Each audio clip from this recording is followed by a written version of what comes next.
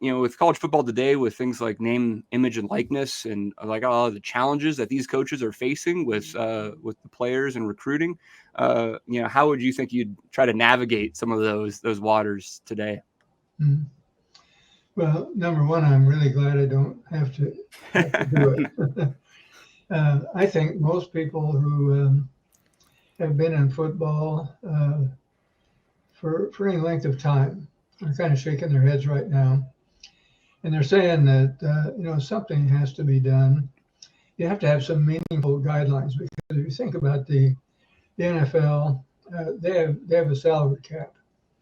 So you can't have A&M or Florida or USC or whoever spending $25-30 million on a recruiting class, giving them all kinds of NIL money, where lots of other schools either don't choose to do that or can't do it. So you're going to have built-in inequality. The competitive advantage is going to swing almost exclusively to money. And then the other thing you have in the NFL, you have contracts. So you're pretty sure that 90% of your football team is going to be back. There'll be a few free agents. But right now in college athletics, everybody's a free agent. And they can go without any type of penalty. They don't have to sit out a year. And they can start fresh at a new place with just a matter of a few weeks.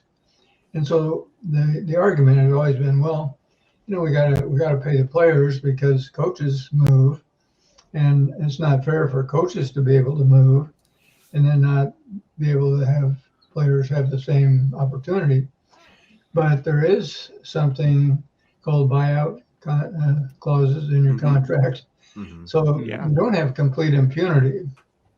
So if a school really wants to keep you and they put a $5 million buyout in your contract, either you pay that or somebody pays that before you can move. But in this case, we've got unrestricted free agency with no contract and no buyout. And so you're going to see, I think, great swings in athletics, because if you happen to pick up the right 9 or 10 transfers from the portal, you can be really good in a hurry.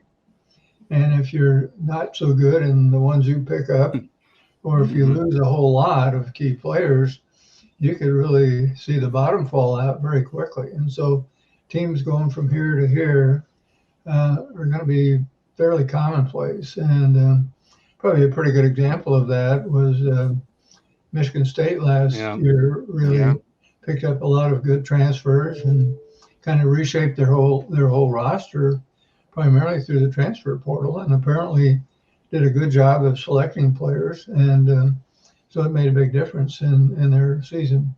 And it can work the other way too. So it's really something that I think most people feel is unsustainable. It seems to me, and I'm kind of an outsider looking in now, that the NCAA kind of kicked the can down the road and just said, well, we think players ought to be paid, but there aren't any rules. And so it was now they're trying to probably not handled very well. Yeah, Coach, it was even Ohio State's athletic director last week, Gene Smith. He even made reference to, kind of in passing, but just talking out loud, saying, hey, he could envision a day where committees back in 2014, 15, and that's not handled by the NCAA. The NCAA runs March Madness. They run College World Series, but they already don't run the bowl games. And it's just, it's interesting. I mean, the change is so fast. It's fast. And for the Redcasters out there, if your minds are just blowing by here, it's because things have happened so fast. Well, I would suspect there's a very good chance that the so-called Power 5 conferences will separate and form their own association and make their own rules. Now, I'm not saying that's going to happen, but I think there's a good chance of it.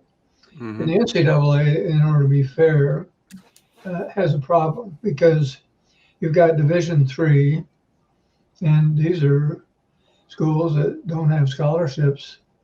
Then you got Division II, and then you got the FCS and then FBS.